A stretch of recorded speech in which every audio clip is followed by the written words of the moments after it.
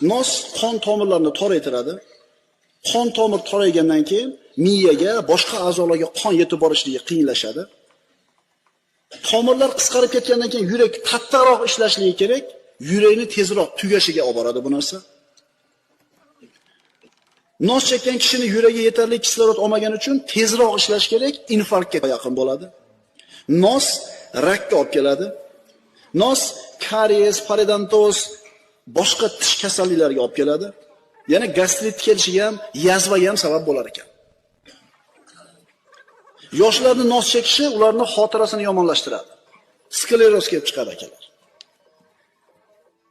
Mana Rossiya Fanlar akademiyasining bergan ma'lumotiga ko'ra, nos chekkanlar, yoshlar bepushtlikka duch kelishlik xavfi bor.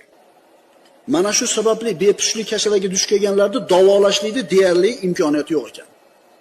Rossiya Fanlar akademiyasining bergan ma'lumot.